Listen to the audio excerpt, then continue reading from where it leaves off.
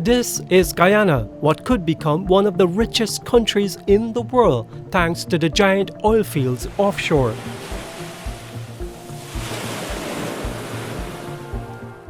But today, this is Georgetown, virtually paralyzed. And if you argue it isn't, then it soon could become if the protracted electoral process is not concluded and if there is no decisive leadership springing from a legally elected government in place. It is now 2 months since Guyanese went to the polls in what was described as the mother of all elections, but a winner is yet to be declared. It has to be one of the longest elections, if not the longest, since this country became a republic 50 years ago.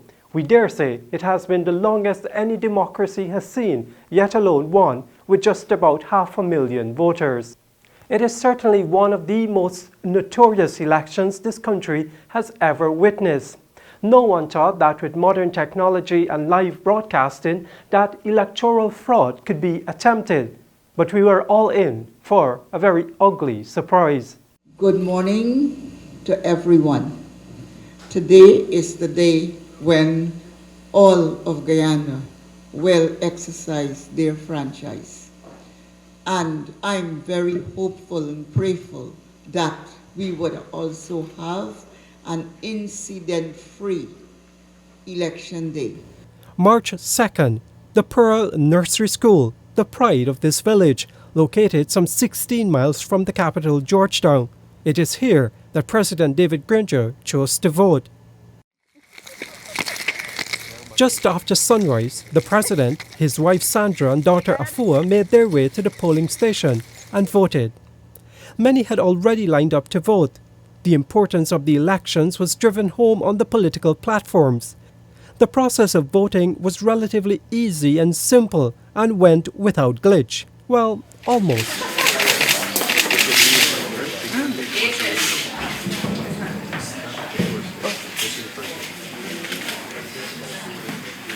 And the president was not one to pass on the moment to throw in a joke.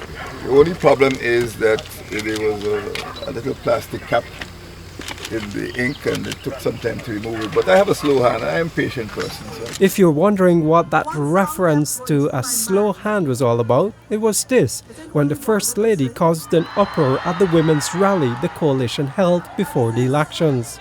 I want a man with a slow hand.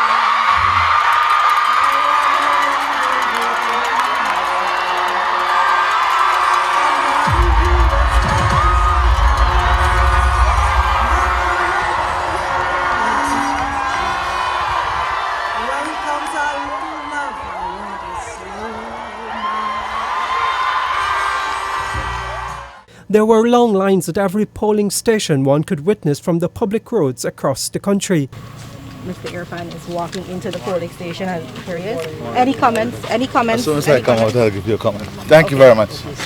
Across the river at Lenora, West Coast Demerara, the president's challenger, Irfan Ali of the PPP. While the media was allowed in to witness the president voting, there were no such arrangements for the media when Irfan Ali voted. However, that process also went smoothly. Well, the process is a very simple process, and it went smoothly. I was able to cast my ballot. Back in Georgetown, the Guyana Elections Commission, GCOM, was pleased at how the process started. At the end of the day, all electors listed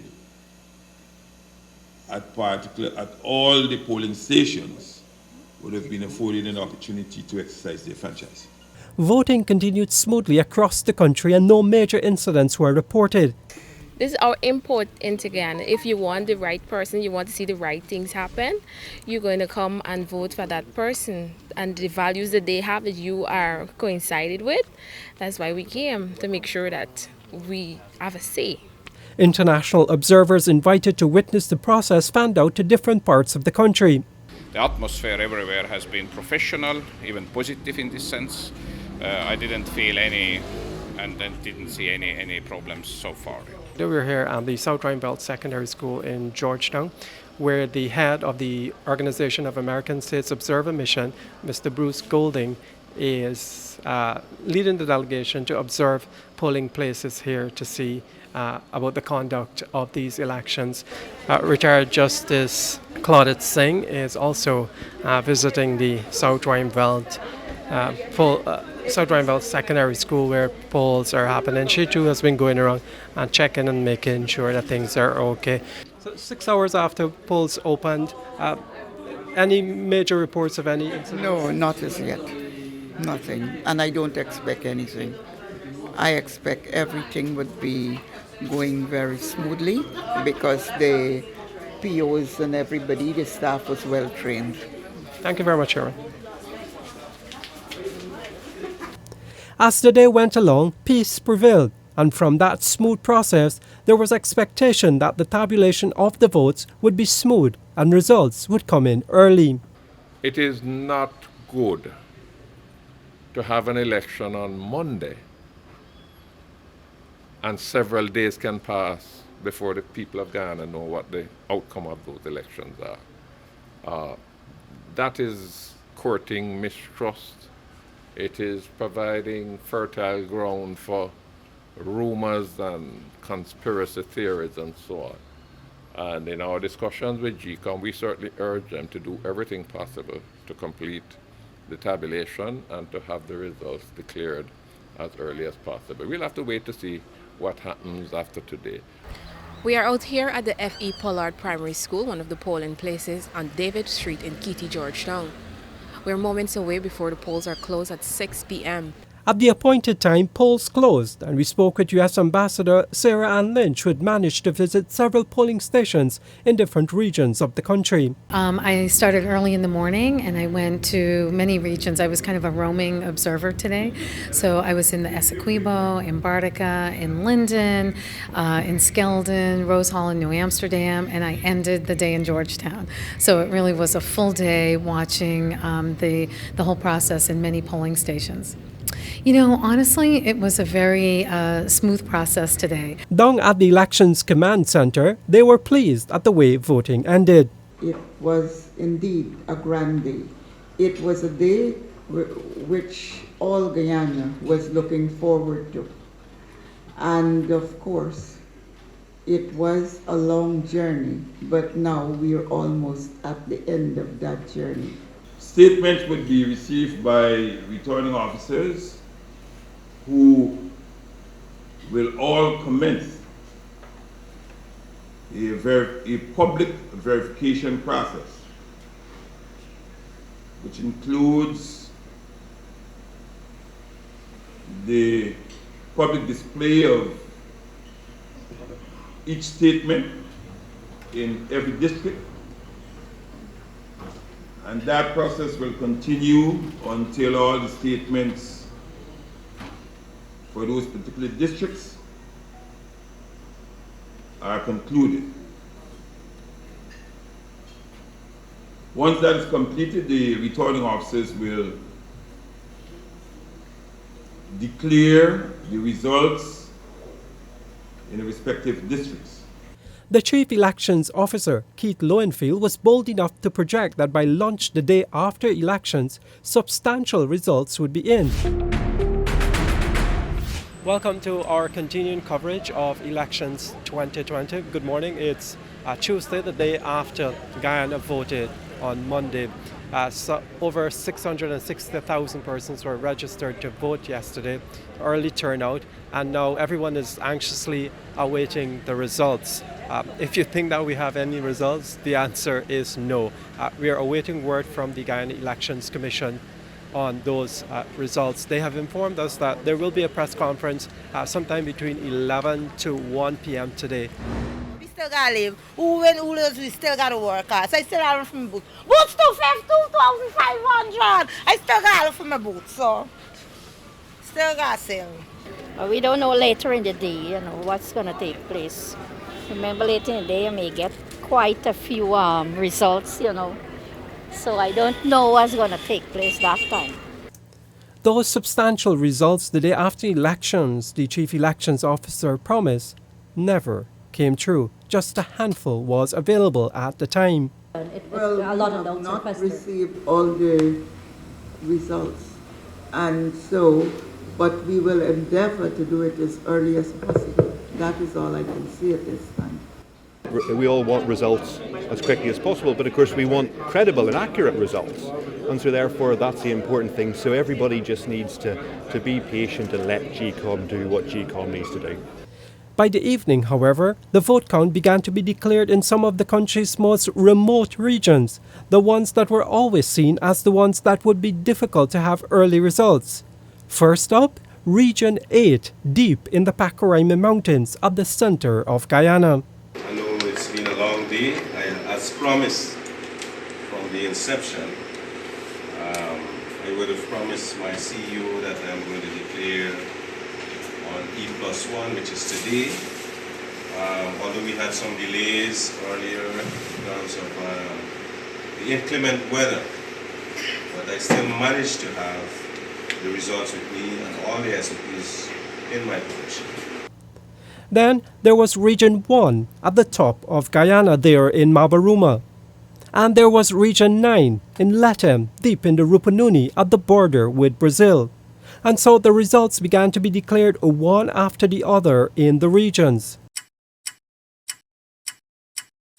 But for Region 4, problems. The next morning, March 4th, the vote count in that region would be put on hold.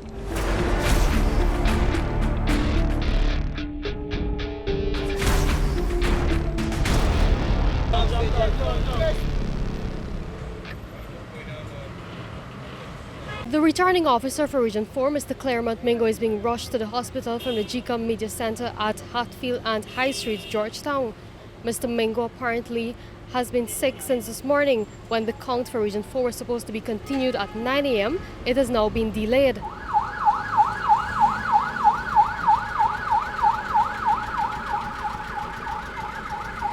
The verification process, which was adjourned abruptly last night at about 9 p.m.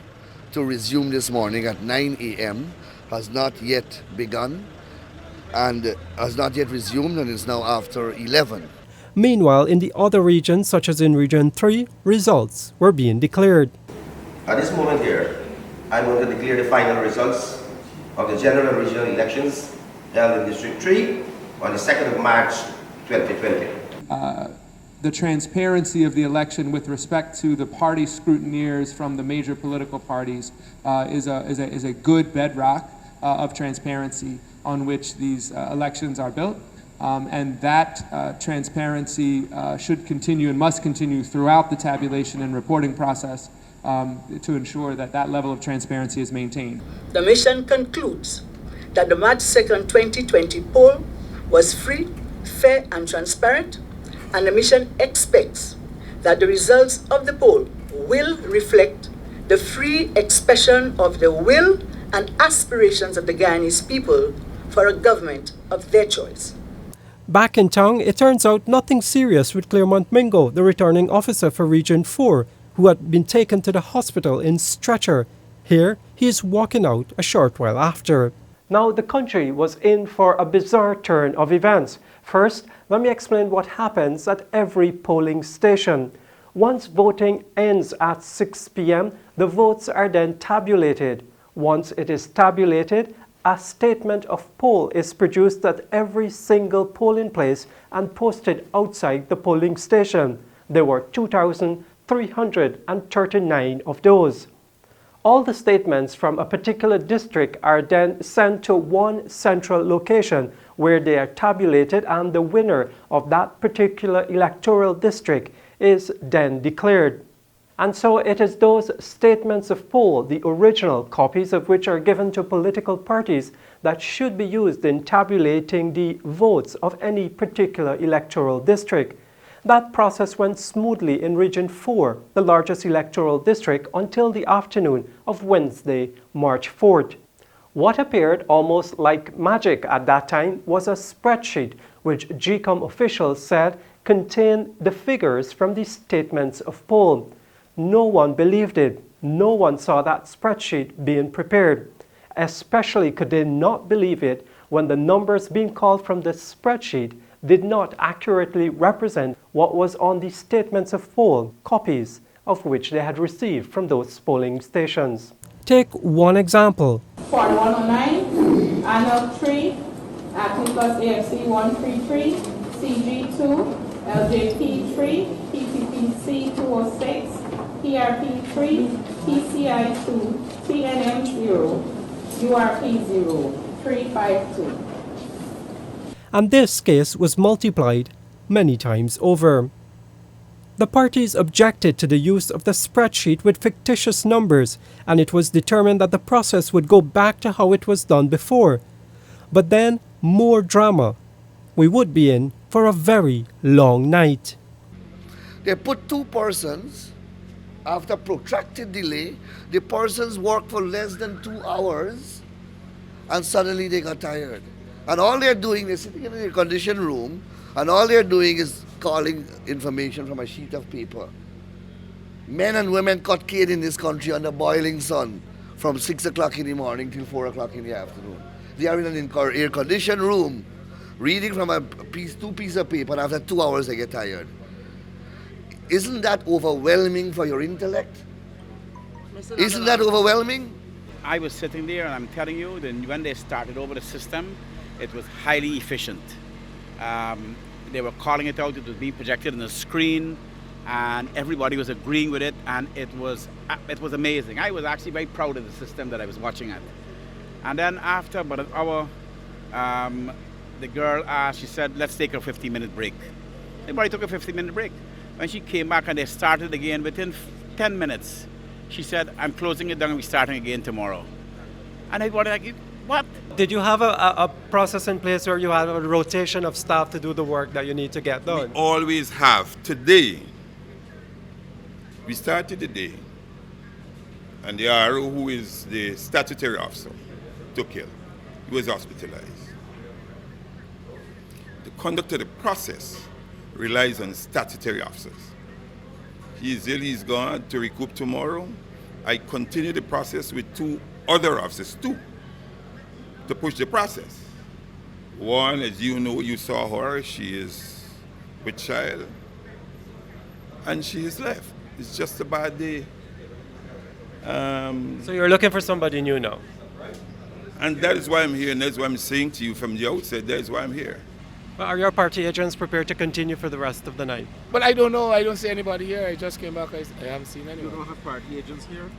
No, I don't have party agents here. I don't see anyone here. So I don't know what you mean by party agents. I'm the party agent. The persons to verify, to sit in the verification process. But I don't see anybody in there. So what? I wasn't here. You knew I left. No, you haven't seen anybody in there, but would you be in favor of the process continuing throughout But how can you continue the process and there's no one there? Would you ask for them to come? Ask for them to come? Yes. So the process can go throughout the night. To when was it adjourned? About 9 in the morning, they said. Oh, it was good time. You don't have a problem with that? No, I have a problem. But what about the delay? Who took the adjournment? It was agreed that this process will continue through the night. Who took the adjournment? It seems to be a call that was made by the GCOM officials. So you see, I don't have the facts. I came back here, I saw all the congestion. In this election, it's called the mother of all elections. Are you satisfied with how this process is going, Mr. Attorney General? Which process? We had a clean election. GCOM conducted the election cleanly.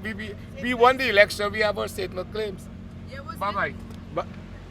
Now, I should state for the record that when we restarted the process, the GCOM CEO had said the process would continue unhindered until the entire of Region 4 was counted.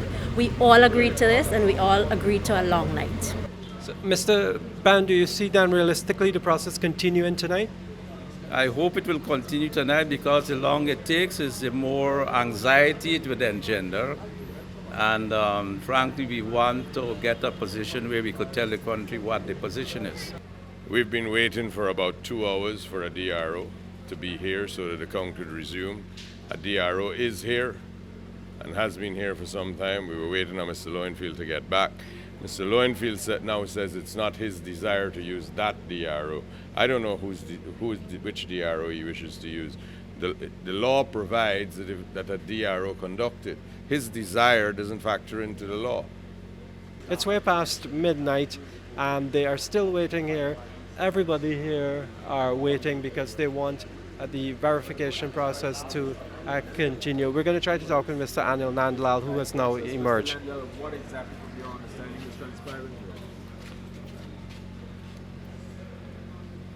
here? This is one of the few moments in my life where I'm lost for words. We're going to try to talk with Rhonda Lamb and from the Citizenship Initiative. She's also on the wait list as well here tonight. What has happened? The CEO has returned, and at this point we're all waiting because he had given us a commitment earlier that the process would restart once we secured the necessary GCOM staff. As far as I'm aware, there is one staff available, but that process has not started as yet. This process is holding up the entire country, and it seems to me that for some reason or the other, GCOM and GCOM's incompetence is holding it back. This is the height of madness. The height of madness. And it's not even being done in a sensible way, in a polished way.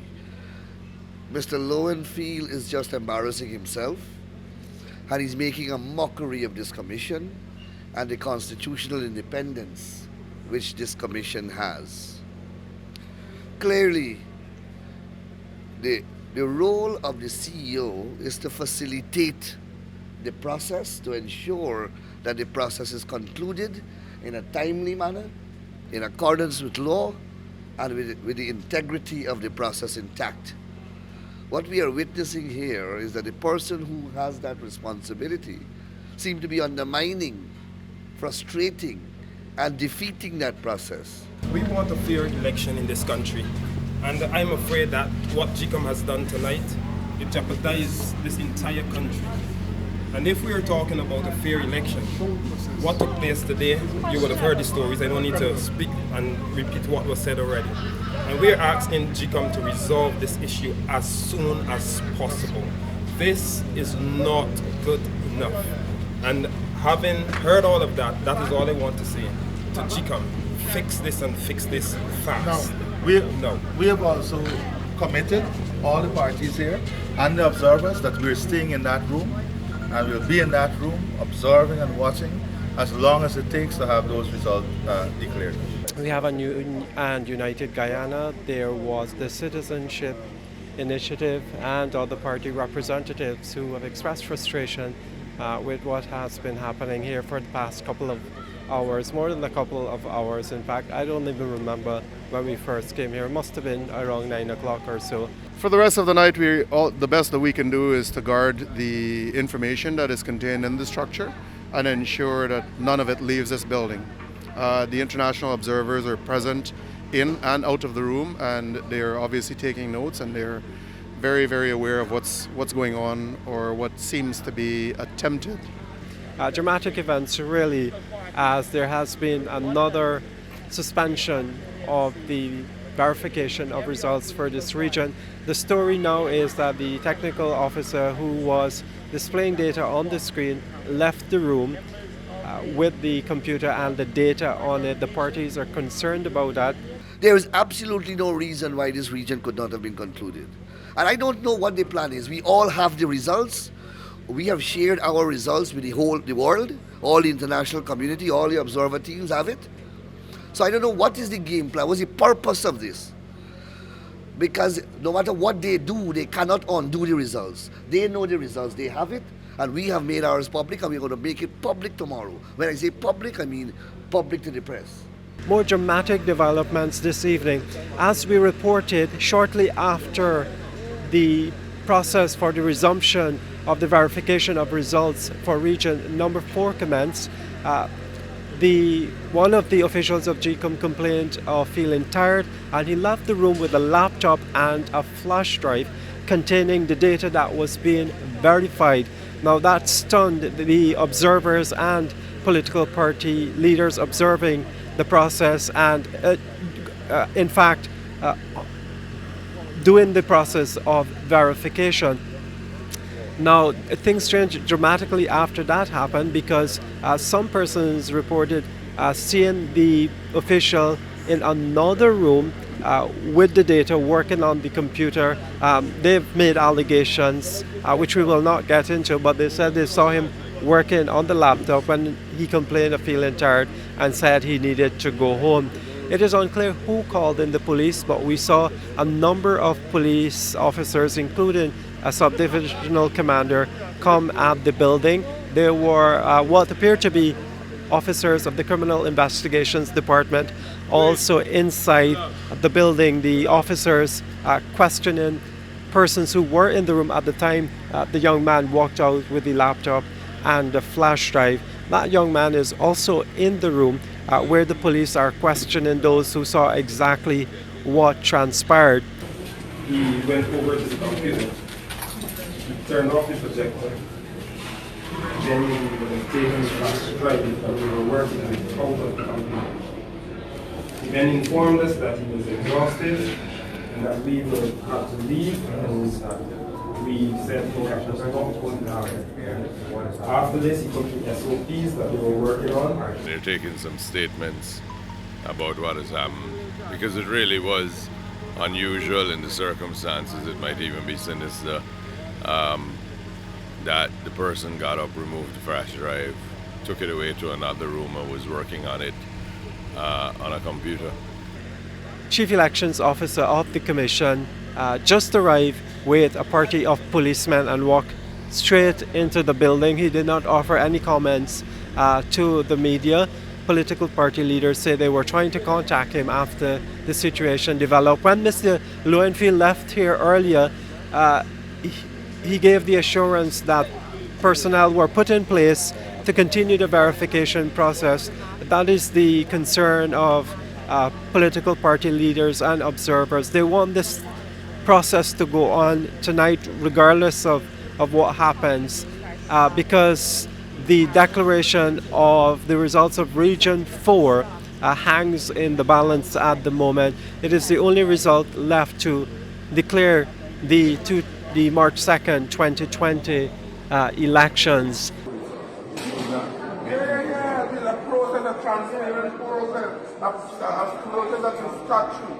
Statute that you have to white array. All your officers say, when you don't take over the chief officer and do it, declare the result.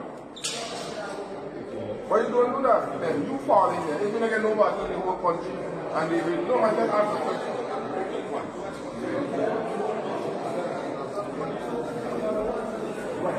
We're at GCOM headquarters at about 1:30 in the morning Guyana time, and here's the CEO, who is being quite obstructionist, to use a quite charming word. He's been quite obstructionist.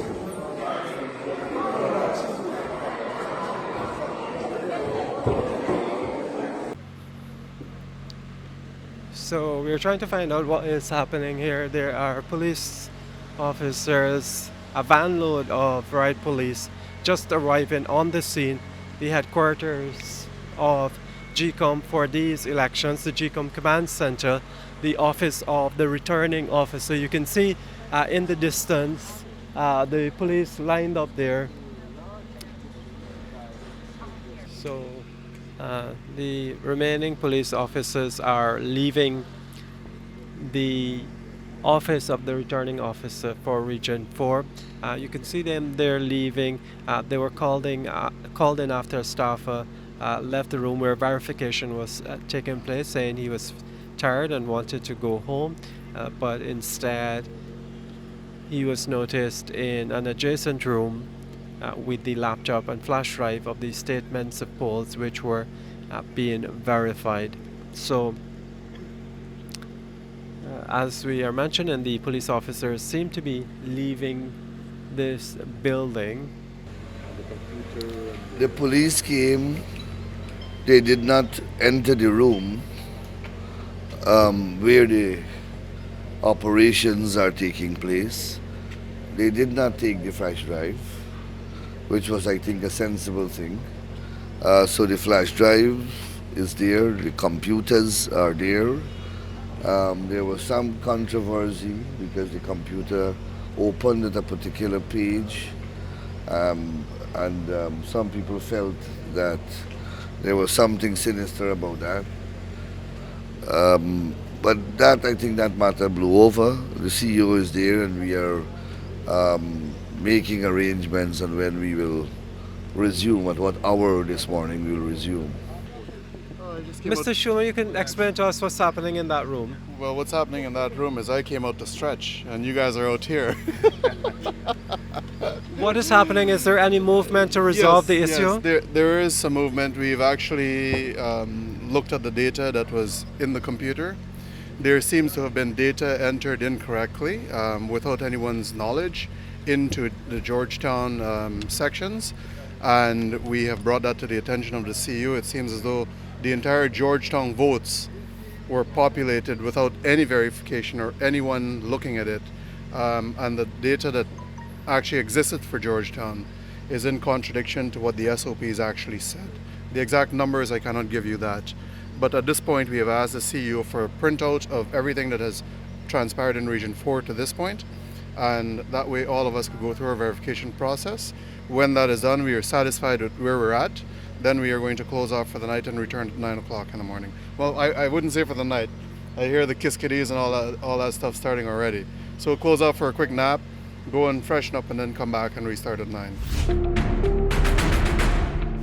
But I just want to let you know that my expectations are that you will do not only responsible reporting, because you have to sum up, because you represent an organization, be OAS or whatever, you have to report to them. But I just hope that we won't have, let me just give an example to say, okay, one side is not accepting the results or the other side, at this point in time, I didn't think anybody can say this. Right? So I just thought that, because I've been hearing from my colleagues different, and as always see me, they say you must make everything else but predictable. But I'm just telling you what I feel. I just thought I'd clip it to the bottom. We cannot use time and separation of supposed development as an excuse for Guyana. Prime Minister Arthur made a point. There's a process, and the process needs to work. This is our process. Let our process work. As simple as that. Let us get on with it. And Minister, as well, there's another thing, which is this is the GCOM building. Exactly. Is it appropriate for you to be having this meeting with us in this building? No, but I would say at this pass, I want to say hello to, I don't know if you want to say it. No. Yeah, but because if I can be myself, one person says this, when they heard something, I don't want to repeat it here because of ethical reasons. And they said, if you have to take away the accreditation, do so. But I said, no, we can't do that. So I said, let me just... What? As a member of the Bar Association, I think we should stop. Yes. I think you should stop. Yes, so I You've been giving an avenue to exit. I speak on behalf of the Commonwealth, the largest concentration of people in the world. Yes. And I am not going to have, not me, the Commonwealth disrespected by a threat to take away the registration of the Commonwealth. I will speak to the Commonwealth. I'm going for it. I'm going to speak to the Commonwealth Secretary General shortly. She's ready to speak to me. And I have a duty to her to report accurately. Absolutely. And I cannot now avoid speaking accurately. Absolutely. I agree. So that if you apologize, because I'm attending, not. Hello. Then you take it away, but give you back. That's right. Because good people have never did this to me yet. And I will not take it. All right, thank you. I'm coming out. Yes. Thank you. This is unacceptable. This is very unacceptable. Unacceptable. Please leave this building. This room is not assigned for any sort of meeting with ministers or anything. But then when you, why were we invited to come here to speak and be threatened to take our badges away if we don't conduct ourselves properly?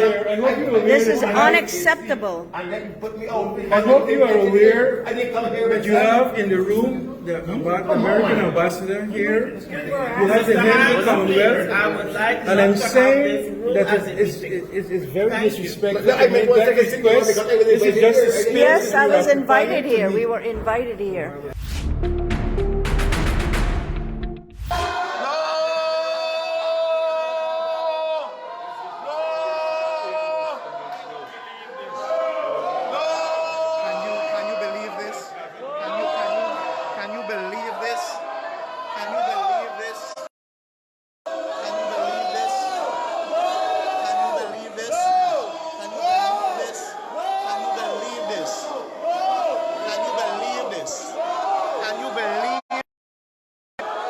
Can you believe this?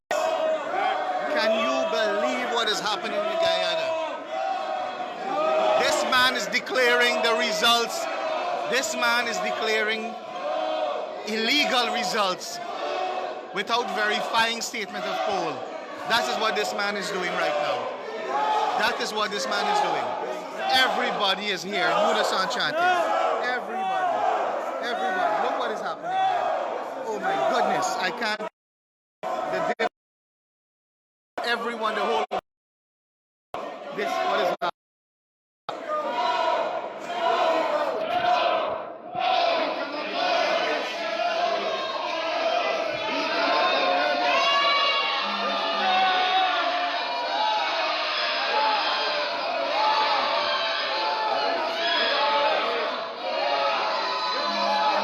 Despite the protest, Mr. Mingo went ahead and made his declaration bearing the signature of Valda Lawrence, the only party representative to sign. Tonight,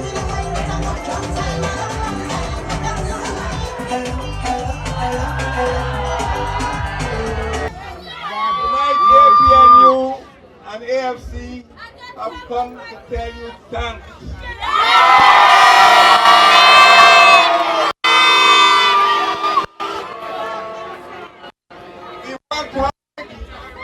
We covered all of the regions.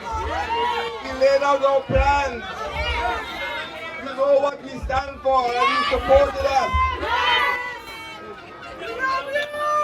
Over the next 5 years, we are going to make life better for you.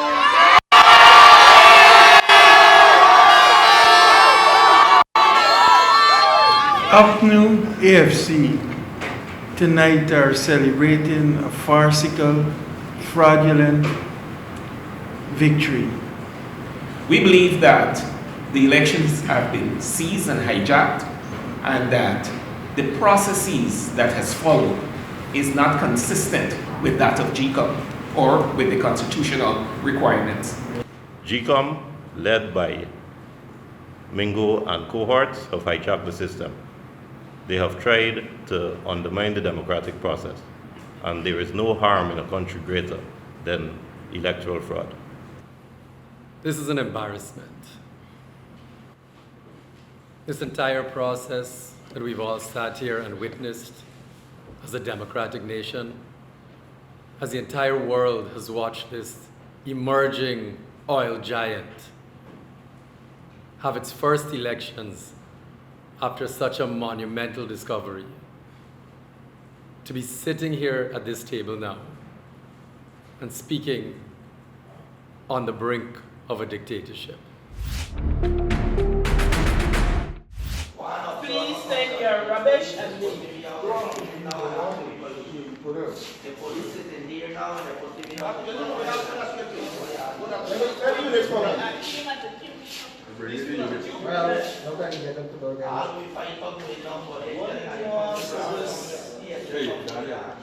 So we have heavily armed ranks that are coming in here now to.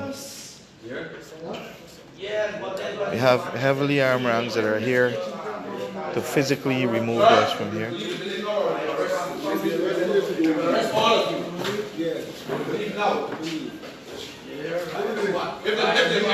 they leave, arrest them. If you fail to leave, they arrest you. So they're coming right squad and they say we have to leave. Huh?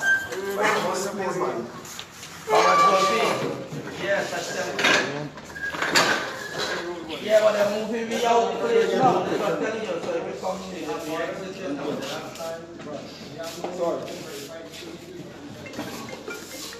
Yeah, I think, let me get some lights. I take up these lights. Yeah. What? When the people have come out of the place, people go, yeah, just walk them out. Just walk them out. Can I get those lights? Sorry, no, you need to exit. No, you need to exit. Just collect these stuff. You should have been doing that long ago. We got time for wasting doing that long ago. I don't have time for wasting, you stupidness. No problem, sir. But the commander told us Why you're a politician officer? Let's go. Come on. The commander told us to stay under it. We was told to stay here by the So you're being physically removed from the building? Again, we're in front of the Guyanese Elections Commission's command center at High and Hatfield Street, Georgetown. This time, the building is closed and secured by police officers. When we first got here a few moments ago, we were told that we were not allowed to come too close to the building.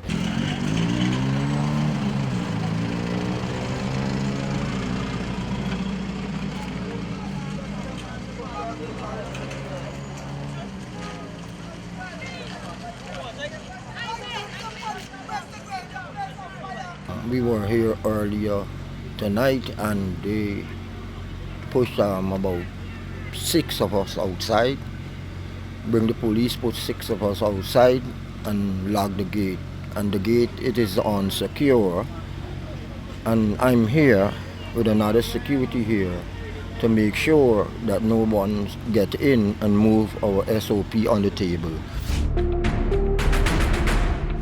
We're coming to you again from the corners of Avenue of the Republic and Brigham in Georgetown, a short distance away from the GCOM Command Center located in Region 4. The crowd here has grown a lot from since the last time we gave you an update from this area. However, a few minutes ago we spoke to a lawyer and candidate for the People's Progressive Party Civic, Mr. Sanjeev Datadin, who said that the party was able to serve letters to more than one deputy returning officers for Region 4 calling for a recount of this region. As by requirement, requests for recount were filed by noon, but Mr. Mingo said no. On the east coast of Demerara, protests erupted. This has nothing to do with race, it has nothing to do with power. It is just our fight about democracy. We're not here for violence.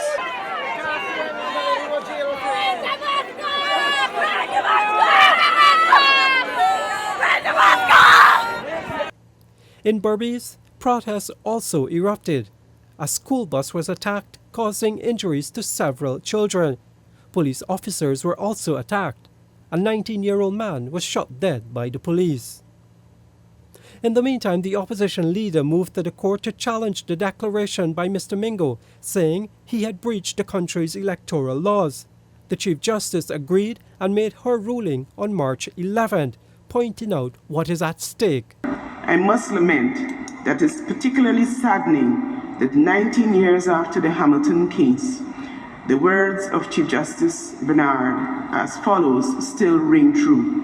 I quote, "The role of the Elections Commission and its staff is to take such action as appears necessary to ensure impartiality, fairness and compliance with the provisions of the Constitution and any other acts of Parliament. In the present volatile situation which pervades our country, no effort must be spared to assure everyone that the process was fair and impartial. Lingering doubts that hang like a sword of Damocles over the head of the Commission must be removed. Confidence in the electoral process must be restored. This is essential. This is absolutely essential if we as a nation are to move forward and strive to heal the wounds that divide us." People have to understand that there is a democracy at work. And when political parties lose an election, they have to accept the results. Live outside of the GCOM Command Center, the office of the Returning Officer for Electoral District Number 4. Just to give you an update on what is happening, the actual process has not yet commenced for the tabulation of the statements of poll. There was a bit of confusion inside the office there with the returning officer saying that he will use the spreadsheets that were generated, he said, from the statements of poll. Observers and party agents objected, saying that the ruling of the Chief Justice on Wednesday was very clear that any tabulation should be done from the statements of poll. We understand that the returning officer was insisting that what he has on his spreadsheet was derived from his statements of poll, and of course the objection ensued. We understand that the chair of the Elections Commission, Justice Claudette Singh, has arrived, and she may be speaking with those inside at some point. We're not sure if she's begun doing that. What we know is that the returning officer, Mr. Claremont Mingo, has taken a break in order to consult, he said, the ruling of the Chief Justice made on Wednesday. You would recall that the Chief Justice made it very clear that Mr. Mingo was to commence this process by 11 this morning, whether to continue tabulating the statements of poll from where it was left off.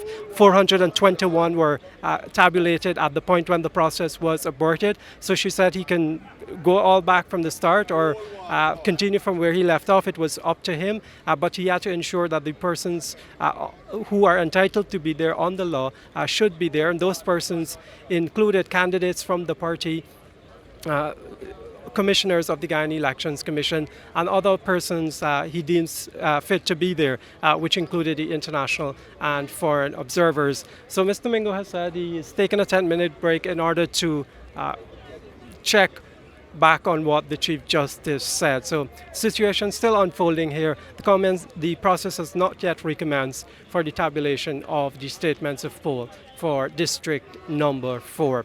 The chair of the Elections Commission suspended the process until she could get a copy of the ruling. Any attempt to be able to stall the process or any attempt to be able to obfuscate the process is one that runs against the spirit of the Chief Justice's judgment.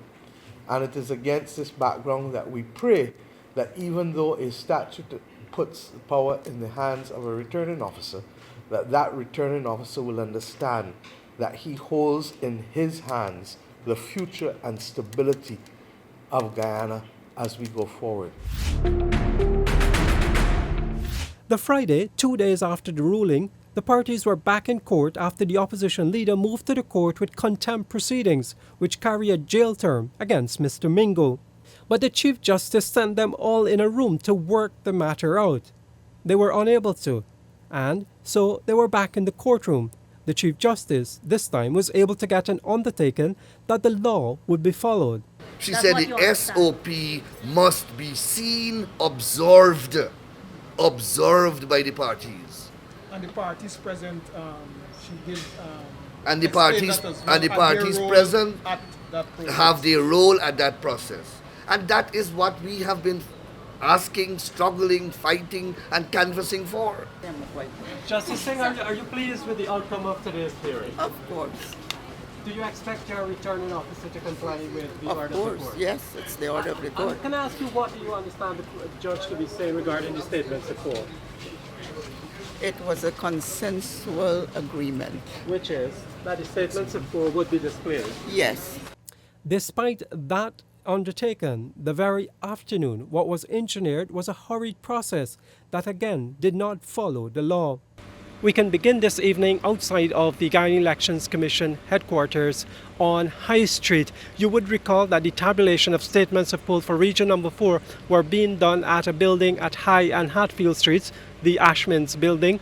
However, after developments at the High Court, which we can report on a little bit later, the process was shifted here because the Guyanese Elections Commission said it had a projector readily available at this location so that it could put statements of poll on a screen so that parties and observers could see. But as it turns out, that process was again drowned in controversy. There is no understanding or no visual in relation to the SOPs that are being displayed on the screen. So it's on the screen, but you can't see it. It's on the screen and it's blurred. And we would not participate in a process whereby we cannot identify numbers so that we can compare them with SOPs that we have. As such, we have withdrawn. What is happening in there is a blatant attempt at rigging an election and pushing some foisting an unlawful process down the throats of Guyanese, even though the Chief Justice has spoken explicitly on this matter. The following day, Saturday, March 14th, it was back in the court. The High Court was sanitizing because of COVID-19, and so the Chief Justice took her court sitting to the Diamond Magistrates Court. Before the purpose of that sitting could be established, word came that the Caribbean Community CARICOM had agreed to send a high-level team to supervise a national recount. The process was initiated by President David Granger and supported by the opposition leader, Bharat Jagdeo. Look, this is a political situation. While we are trying to get it legally addressed, it is also there are legal issues as well. One can't turn a blind eye to the political realities that are operating in the circumstances here. And if the politicians, in their wisdom, have come to a political solution, then it is incumbent upon GCOM to facilitate and not frustrate that process. The CARICOM team was organized that very Saturday, March 14th, and they flew in less than 24 hours later. Good morning, my name is Neil Marks and this is the newsroom. We're coming to you live from the Artichon Conference Centre where the national recount of votes cast in the March 2nd polls will be conducted. On Sunday, the Guyana Elections Commission, along with a CARICOM high-level team, made an agreement that this facility could be used for the recount. This morning, a team from GCOM and the high-level team were here at the conference center. What they were trying to figure out is how exactly the setup will work this morning. The conference center has the big dome that is unlikely to be used. On the bottom and second floors, there are various meeting rooms. So they're trying to decide if they will use the meeting rooms and the 5 stations will be locked away in there, or whether they will come out in the open and use that arrangement. That's what Mr. Robeson Ben, one of the commissioners on GCOM, told us this morning after he left this facility. So there probably will have to be a meeting at GCOM to decide on the final arrangements. But it seems likely that the national recount will begin today. It could perhaps start after lunch.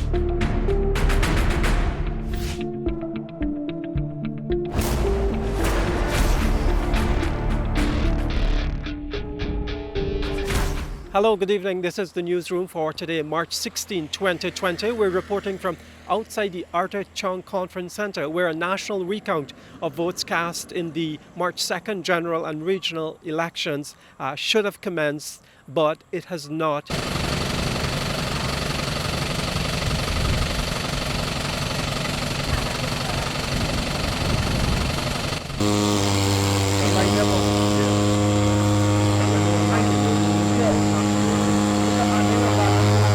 Of course, there's a vigil by both sides tonight, guarding from the outside party agents in the inside, looking at those containers, making sure that nobody gets in there until this national recount of the votes cast on March 2nd are recounted with a high-level supervisory team from the CARICOM Secretariat. CARICOM really, they were pulled together by the chairman of CARICOM, Mia Motley, the Prime Minister of Barbados, at the invitation of the President and the approval of the opposition leader. So, as we have been reporting, the process has not started because the Guyana Elections Commission is awaiting a signed document by the President, the opposition leader, and the CARICOM Secretariat to say that they basically agreed to this and that they will go ahead with it. But while they waited for the go-ahead, a candidate under the APNU plus the AFC list that the President himself heads was successful in getting the court to block the recount under the argument that CARICOM could not supervise the recount process. The CARICOM team packed up and left. Parties appealed the decision to the full court, with Chief Justice George and Nareshwar Harnanan. That court ruled on March 31st that the laws provide for GCOM to decide how it will carry out its work, and that while the CARICOM team would supervise the process, GCOM was overall in control. It's been a long time since I've heard such a definitive ruling, a decision that was so well structured despite the short space of time that was given. I will be presumptuous and say that if I were in the difficult seat of a judge, that is a judgment I would have been proud to deliver. I found it was impeccable. The Guyana Elections Commission on April 3rd therefore decided that it will proceed with a national vote recount, even though the matter went to the Court of Appeal. That court ruled that GCOM could not hand over supervisory powers to the CARICOM team, or any team for that matter, but it did not block GCOM from moving ahead with its business. With the ruling of the court in mind, GCOM set about making preparations for the recount. On Friday, May 1st, almost a month after GCOM decided on the recount, a new CARICOM team arrived in the country to act as scrutineers, the main ones to sign off on the credibility of the recount. With the vote recount imminent, there are still burning questions. How would it be done? How long would it last? Would it be another fraudulent process? Or would it run smoothly and finally allow the real winner of the March 2nd elections to be declared and allow the country to move on in fighting the COVID-19 pandemic and prepare for the recovery when it is all over?